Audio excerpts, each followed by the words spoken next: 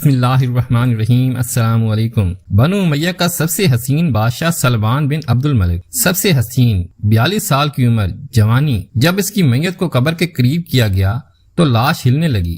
ان کے بیٹوں نے کہا ہمارے ابو زندہ ہیں، سکتہ ہو گیا ہوگا، ابھی زندہ ہیں۔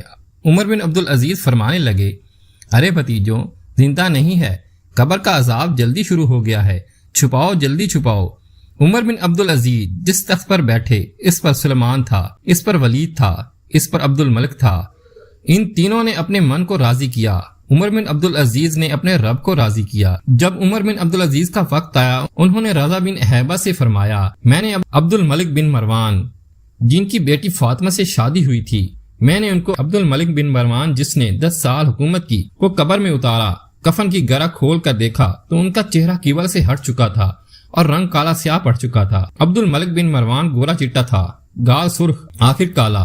پھر میں نے اس کے بیٹے ولید جس نے 21 سال حکومت کی قبر میں اتارا۔ میں نے اس کے کفن کی گرہ کھول کر دیکھا تو اس کا رنگ سیاہ ہو چکا تھا، قبلہ کی طرف سے چہرہ ہٹ چکا تھا۔ پھر سلمان کے کفن کو کھولا، اس کا بھی چہرہ قبلہ سے ہٹ چکا تھا، رنگ سیاہ پڑ چکا تھا۔ اب میں جا رہا ہوں، مجھے دیکھنا۔ پہلے تینوں نے حکومت کی پوجا کی۔ عمر بن عبدالعزیز نے اللہ تعالیٰ کی عبادت کی۔ انہوں نے ایک بڑا عجیب خطبہ دیا۔ جب خلیفہ بنے، اے لوگوں، بچپن میں شعر و شاعری کا شوق تھا تو میں شاعر بنا، تھوڑی سی اٹھان ہوئی تو علم کا شوق ہوا، میں نے علم حاصل کیا۔ جوان ہوا تو فاطمہ بن عبد الملک سے عشق ہوا، میں نے اس سے شادی کر لی۔ اب اللہ نے مجھ کو حکومت دے دی ہے، اب تم دیکھو گے میں اس سے اپنے اللہ کو راضی کروں گا۔ بنو امیہ کی وراثت میں حکومت آ رہی ہے، 3 بر اعظم پر حکومت ہے۔ ایسا روب اور دبدبہ ہے بنو امیہ کا کہ کوئی اس کے سامنے سر نہیں اٹھا سکتا۔ 3 بر اعظم میں زکوٰۃ لینے والا کوئی نہ رہا، 3 بر اعظم میں سوال کرنے والا کوئی نہ رہا، 3 بر اعظم میں ظالم کوئی نہ رہا، 3 بر اعظم میں مظلوم کوئی نہ رہا۔ لیکن خود کیسا رہا؟ گھر آئے، فاطمہ بڑے اچھے دن گزر رہے ہیں، اب امتحان ہے، میں تیرا حق ادا نہ کر سکوں گا۔ طلاق لینی ہے تو میں حاضر ہوں، ساتھ دینا ہے تو پہلے اپنے حق معاف کرو۔ سیاسی لحاظ سے فاطمہ جیسی عورت تاریخ میں نہیں آئی، 7 نسبتوں سے یہ شہزادی ہیں۔ فاطمہ کہنے لگی عمر، میں نے سکھ کے دن آپ کے ساتھ گزارے ہیں، دکھ میں آپ کو چھوڑ کر نہیں جاؤں گی، جائیں میں نے سارے حق معاف کر دیے۔ پھر عمر بن عبدالعزیز کی راتیں اور دن کیسے گزرے، مسلح پر روتے روتے وہیں سو جاتے اور مسلح پر روتے روتے وہیں سے اٹھتے۔ اپنی حکومت کو اللہ کی رضا کے لیے استعمال کیا۔ کیسے استعمال کیا؟ فاطمہ کا سارا زیور بیت المال میں ڈال دیا، تنخواہ پر آ گئے۔ عید کا موقع آیا، بچوں نے ماں سے کہا ہمیں کپڑے لے کے دو۔ فاطمہ کے پاس عمر کے بچے آ رہے ہیں، امی جان ابا سے کہیں عید آ رہی ہے، ہمیں عید کے کپڑے لے کے دیں۔ ابا تشریف لائے، خزانے لبالب بھرے ہوئے ہیں گندم کے ڈھیر کی طرح۔ کہا امیر المومنین بچے کپڑے مانگ رہے ہیں۔ کہا فاطمہ میرے پاس تو پیسے نہیں، کہاں سے کپڑے لے کے دوں؟ فاطمہ نے کہا پھر بچوں کا کیا کریں؟ کہا مجھے بھی نہیں پتا کیا کروں۔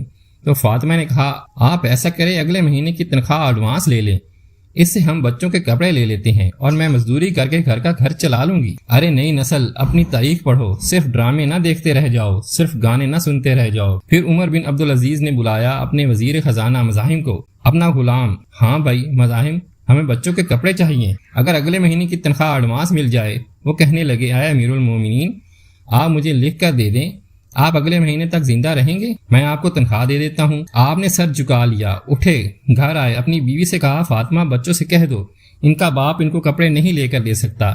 عید کا دن آ گیا، بنو امیہ کا خاندان ملنے آ رہا ہے، سارے سرداروں کے بیٹے، اعلیٰ ملبوسات سب ملنے آ رہے ہیں۔ تھوڑی دیر کے بعد دیکھا تو بچے بھی ملنے آ رہے ہیں، امیر المومنین کی حیثیت سے بچے باپ کو ملنے آ رہے ہیں اور ان کے جسموں پر پرانا لباس ہے۔ عمر بن عبدالعزیز نے ایک طرف دیکھا تو سرداروں کے بیٹے سر کو برق پوشاکیں، ایک طرف اپنے بچے کو دیکھا جسموں پر پرانا لباس۔ ارے اس باپ سے پوچھو جو سب کچھ کر سکتا ہو لیکن پھر بھی اللہ کی رضا کی خاطر مٹھی بند کر لے کہ نہیں میں نے حرام کی طرف نہیں جانا۔ بچوں کو دیکھا تو آنکھیں ڈگمگا گئیں۔ فرمایا میرے بچوں، آج تمہیں اپنے باپ سے گیلا تو ہوگا کہ آج ہمارے باپ نے ہمیں کپڑے نہیں لے کر دیے۔ ان کے ایک بیٹے تھے عبد الملک، وہ آپ سے بھی 4 ہاتھ تھے، آپ سے پہلے ہی اللہ کو پیارے ہو گئے تھے۔ کہنے لگے ابا جان آپ کو عید مبارک ہو، ہمارا سر بلند ہے، ہم شرمندہ نہیں ہیں۔ آپ کو مبارک ہو، ہمارے باپ نے قومی خزانے میں بددیانتی نہیں کی، ہم شرمندہ نہیں ہیں۔ انسانوں کو کپڑوں میں نہیں تولا جاتا، آج میرے دیش کا مالدار اتنا فقیر ہو گیا ہے، اتنا چھوٹا ہو گیا ہے کہ وہ اپنا تعارف کروانے کے لیے 50 لاکھ کی گھڑی لیتا ہے، 6 لاکھ کا جوتا لیتا ہے۔ آج کی بیگم اتنی چھوٹی ہو گئی ہے کہ اپنے قد کو بڑھانے کے لیے 8-10 لاکھ کا ہینڈ بیگ لیتی ہے۔ ارے بھائی، تو 2 ٹکے کا بھی نہیں رہا۔ اگر تم نے 50 لاکھ کی گھڑی سے خود کو بڑا بنایا ہے، ارے دھوکے سے نکلو، برانڈڈ نہ کرو، برانڈڈ۔ جب تم اپنی ذات میں بے قیمت ہو تو اللہ کی قسم تمہاری گھڑی، تمہارے بیگ، تمہاری گاڑیاں تمہاری ذات اونچی نہیں کر سکتے۔ ایک دن عمر بن عبدالعزیز اپنی بیگم سے کہنے لگے، فاطمہ کچھ پیسے ہیں؟ میرا انگور کھانے کو جی چاہ رہا ہے۔ فاطمہ رونے لگی، کہنے لگی، اے امیر المومنین، خزانے بھرے پڑے ہیں، کیا آپ 1 درہم کا بھی حق نہیں ہے کہ آپ انگور لے کے کھا لیں؟ فاطمہ کی بات سن کر تڑپ کر بولے، فاطمہ میں جہنم نہیں برداشت کر سکتا۔ آج ہم اپنے گریبان میں جھانکے تو ہر صاحب اپنی جگہ جس کو جتنا موقع ملتا ہے لوٹ کھسوٹ میں لگا ہوا ہے۔ اللہ ہمارے حال پر رحم فرما، دنیا بڑے خسارے کی جگہ ہے۔ مزید اچھی ویڈیو دیکھنے کے لیے ہمارے چینل کو ضرور سبسکرائب کریں۔ السلام علیکم۔